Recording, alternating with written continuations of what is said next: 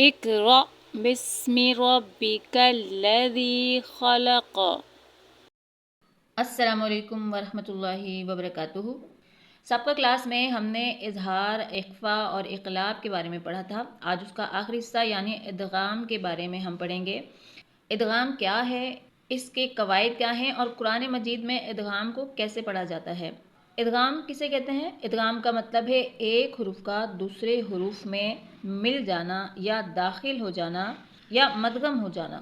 چلیے ادغام کے قاعدے کی طرف چلتے ہیں تاکہ آپ صحیح سے سمجھ پائیں۔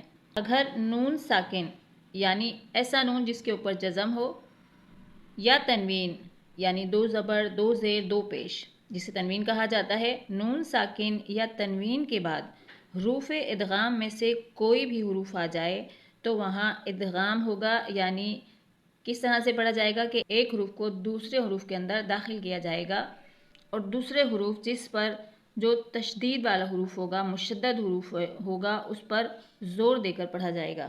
یہاں تک آپ کی بات سمجھ آ گئی کہ اگر نون ساکن یعنی ایسا نون جس پہ جزم ہو یا تنوین دو زبر دو پیش اور دو زیر کے بعد حروف ادغام میں سے کوئی حروف آ جائے تو وہاں ادغام کیا جائے گا۔ اب یہ حروف ادغام کیا ہے؟ حروف ادغام 6 ہیں، یا، را، میم، لام، واو، نون۔ جہاں بھی یہ نون ساکن اور تنوین کے بعد آئیں گے اور حروف مشدد میں سے ہوں گے تو وہاں پر ادغام کیا جائے گا، اور وہ ادغام کس طرح سے ہوگا وہ آگے ہم سیکھتے ہیں۔ ان حروف کو آسانی سے یاد کرنے کے لیے ہم اسے یرملون کر پڑھیں گے، تو اس طرح سے ہمیں یاد کرنے میں آسانی ہوگی، یعنی یا، را، میم، لام، واو، نون مل کر بن جاتے ہیں یرملون۔ ان حروف یرملون میں سے 4 حروف ایسے ہیں جن پر ادغام کے ساتھ غنہ کیا جاتا ہے، یعنی ایک حروف کو دوسرے حروف میں شامل کر کے غنہ کے ساتھ پڑھا جاتا ہے، اور 2 حروف ایسے ہیں کہ جنہیں ادغام کامل کے ساتھ پڑھا جاتا ہے، یعنی وہاں غنہ نہیں کیا جاتا، صرف ادغام کیا جاتا ہے، یعنی ایک حروف کو دوسرے حروف میں داخل تو کیا جاتا ہے مگر غنہ نہیں کیا جاتا۔ وہ 4 حروف کون سے ہیں؟ یا، میم، نون، واو۔ یا، میم، نون، واو، یہ وہ حروف ہیں کہ جن پر ادغام کے ساتھ غنہ بھی کیا جائے گا، اور اگلے 2 حروف لام اور را حروف یرملون میں سے وہ حروف ہیں کہ جن پر ادغام تو ہوگا مگر غنہ نہیں ہوگا۔ چلیے اس کی کچھ مثالیں دیکھتے ہیں۔ اس کلمے میں نون ساکن کے بعد یا مشدد آ رہا ہے، یعنی یا پر تشدید ہے، حروف یرملون میں سے ہے، تو ہم اسے کس طرح سے پڑھیں گے؟ غنہ کر کے، ادغام کے ساتھ غنہ کر کر پڑھیں گے۔ وہ کس طرح سے پڑھیں گے؟ میم یا زبر مین، یا زبر یا۔ میم کو ڈائریکٹ یا سے ملائیں گے اور نون اس میں جذب ہو جائے گا، میم یا زبر مین، یا زبر یا۔ اب کیونکہ حروف یرملون میں سے یا ہے اور یا پر ادغام کے ساتھ غنہ بھی کیا جائے گا، وہ کس طرح سے کیا جائے گا؟ میم یا زبر مین، یا زبر یا، مین یا۔ یہاں پر میم کو یا میں داخل کر کے مشدد حروف پر زور دے کر پڑھا جائے گا، مین یا، قاف و پیش کو، لام پیش لو، مین یا قولو، مین یا قولو۔ اب اس کی میم کی مثال دیکھ لیتے ہیں، یعنی میم نون ساکن کے بعد اگر حروف یرملون میں سے میم آ جائے تو اسے کس طرح سے پڑھیں گے؟ میم کو اس میم کے اندر داخل کریں گے اور یہ میم اس کے اندر جذب ہو جائے گا۔ وہ کس طرح سے؟ میم، میم زیر میم، میم زبر ما، میم ما، میم، میم زیر میم، میم نون زبر من، میم من۔ قرآن پاک میں جہاں بھی نون ساکن کے بعد میم آئے گا وہ میم مشدد میں سے ہوگا، تو اس لیے یہاں پر بھی آپ اس میم کو اس میم میں داخل کر کر یعنی ادغام کریں گے، اور پھر ادغام کے ساتھ غنہ بھی ہوگا کیونکہ حروف یرملون میں سے میم آ رہا ہے تو میم پر غنہ بھی کیا جائے گا، میم من، میم من۔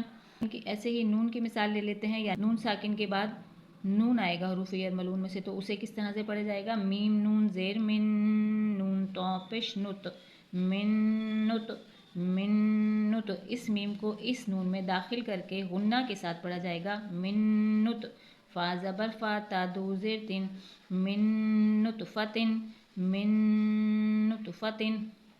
اب اسی طرح سے واو کی مثال لے لیتے ہیں۔ نون ساکن کے بعد حروف یرملون میں سے واو آئے گا تو اسے کس طرح سے پڑھا جائے گا؟ میم واو زیر میوم، واو زبر وا، میوم وا، را زبر را، میوم ورا، کاف زیر قی، میوم ورقی، میوم ورقی۔ آپ دیکھ رہے ہیں میں کس طرح سے میم کو واو کے اندر داخل کر کے یعنی ادغام کر کے اور غنّے کے ساتھ دو حرکت کے غنّے کے ساتھ کس طرح سے پڑھ رہی ہوں، میوم ورقی، میوم ورقی۔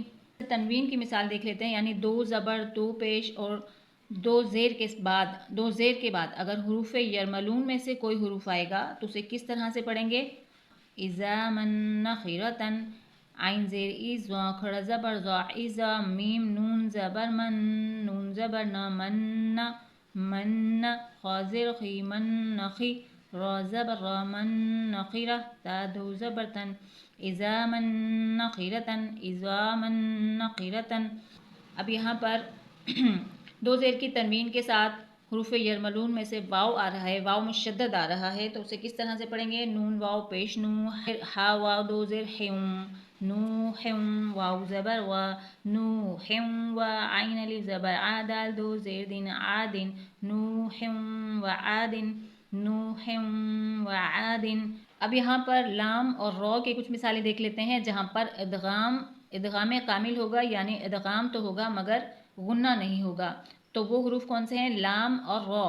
لام اور را، یرملون میں سے لام اور را وہ حروف ہیں کہ جہاں پر ادغام بلا غنہ ہوگا۔ میم را زیر مر، را زبر را، مر را۔ اب یہاں پر ہم ادغام تو کر رہے ہیں، یعنی ایک حروف کو دوسرے حروف میں داخل کر رہے ہیں، مگر یہاں پر غنہ نہیں کیا جا رہا کیونکہ حروف یرملون میں سے را آ رہا ہے۔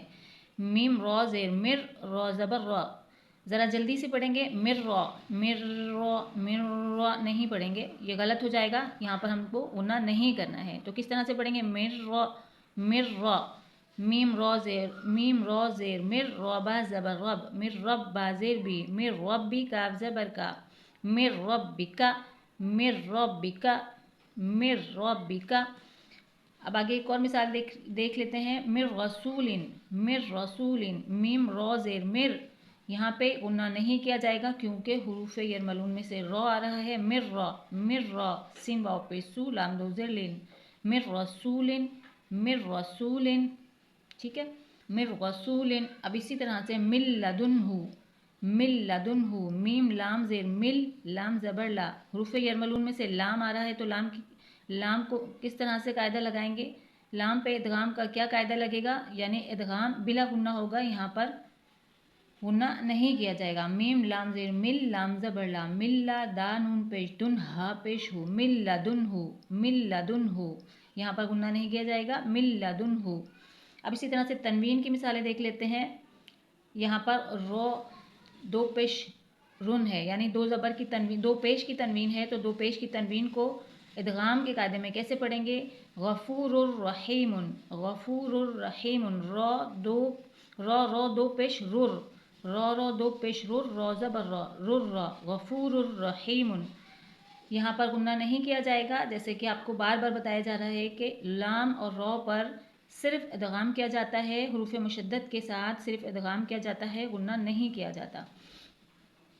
اب یہاں پر دو زیر کی تنوین ہے، دو زیر کی تنوین کے ساتھ حروف یرملون میں سے یا آ رہا ہے، ثمرۃ رزقا، ثمرۃ رزقا، ثمرۃ رزقا، ما للبدا، ما للبدا، میم الف زبر ما، لام دو زبر لل، ما لل، لام پیش لو، ما للو، با زبر با، دال دو زبر دن، ما للبدن، وقفا ما للبدا۔ امید کرتی ہوں کہ ادغام کا قاعدہ آپ کو اچھے سے سمجھ آ گیا ہوگا کہ نون ساکن اور تنوین کے بعد اگر حروف یرملون اور حروف مشدد ہوگا تو وہاں پر ادغام کیا جائے گا، یا میم نون واو پر غنہ کیا جائے گا، اور باقی لام اور را پر غنہ نہیں کیا جائے گا۔ انشاءاللہ کل کی ویڈیو میں آپ قرآن پاک کی کچھ آیات میں سے ہم ادغام کی کچھ مثالیں بھی دیکھیں گے اور اسے پریکٹس کریں گے۔ آج تک کے لیے اتنا ہی، اپنا خیال رکھیے گا، اللہ پاک ہم سب کو قرآن پاک سمجھنے اور اس پر عمل کرنے کی توفیق عطا فرمائے۔ السلام علیکم ورحمۃ اللہ وبرکاتہ۔